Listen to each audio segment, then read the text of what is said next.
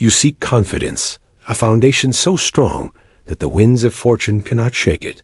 You dream of grand victories, of overnight transformations that will grant you this unshakable self-belief. But you have been misled.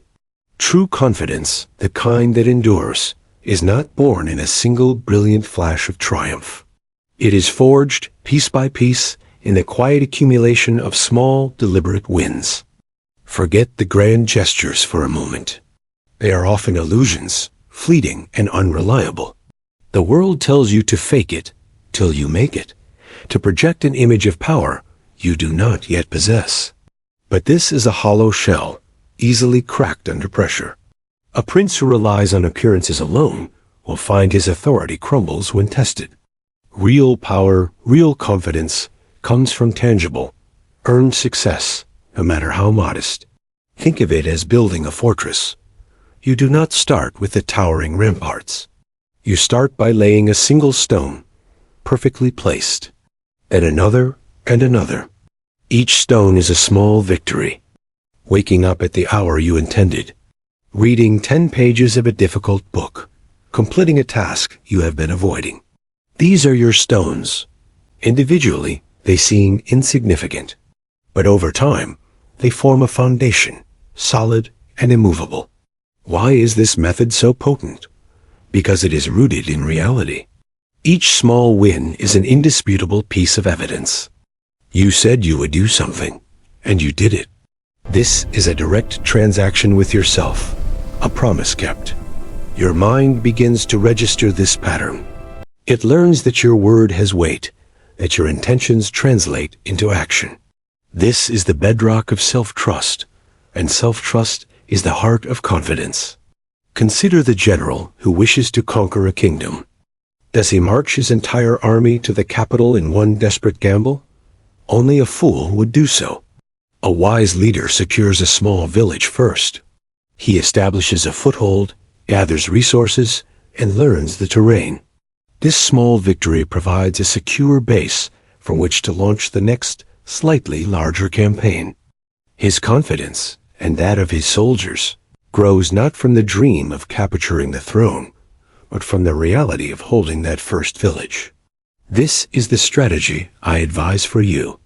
Identify the smallest possible action that moves you toward your goal. Is your ambition to write a great novel?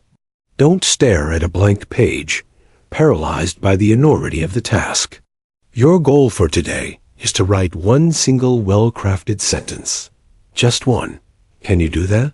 Of course, you can. And when you have won. You have laid a stone. Tomorrow, you will lay another. Soon, you will have a paragraph, then a page, then a chapter. This process bypasses the paralyzing fear of failure that accompanies large ambitions. The stakes of writing one sentence are incredibly low.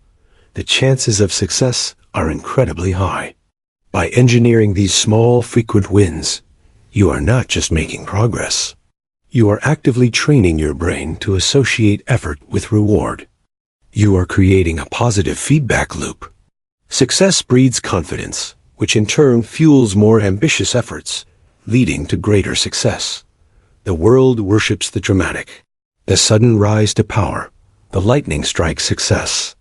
But those who have studied history and human nature know that these are the exceptions, often built on foundations of luck that can vanish as quickly as they appeared. The most enduring power, the most resilient confidence, is cultivated. It is a garden, tended daily. It is a wall, built stone by stone. So, what is your first stone? What is the smallest, most manageable victory you can achieve today? Do not dismiss it for its size. That small act is the most important one you will take, for it is the beginning. It is the proof to yourself that you are a person of action, a person who keeps their own counsel. I have seen men grasp for power and crumble, their confidence a fragile veneer that shattered at the first sign of adversity. I have also seen men of modest beginnings rise to great heights, not through a single stroke of genius, but through relentless, incremental progress. Their confidence was not a gift from the heavens. It was manufactured, day by day, victory by victory. They understood the path to the throne is paved with small, well-placed stones. This principle applies to every domain of life.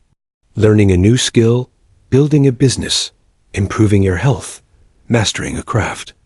In each case, the secret is the same. Break the intimidating whole into manageable parts. Conquer the parts, and you will inevitably conquer the whole. When you have a bad day, when you suffer a setback, your fortress of small wins will protect you.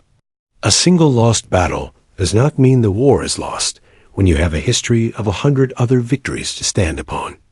Your confidence will not be a fleeting emotion based on your most recent outcome. It will be a deep-seated conviction based on the total weight of your accumulated successes. This is not a path for the impatient. It requires discipline and foresight. It requires you to value the small, quiet work that no one else sees. But the reward is a form of confidence that is truly your own. It cannot be given to you, and more importantly, it cannot be taken away. It is earned. It is real. So go. Find your first stone. Lay it with care and precision. Acknowledge the victory. Feel the solid ground beneath your feet. Tomorrow, you will do it again. And soon, you will look back and find you have built an empire of self-belief, one small, glorious win at a time. This is the art of power. This is the science of confidence. Thank you for watching. If you found this counsel valuable, consider subscribing for more strategies on navigating the complexities of power and ambition.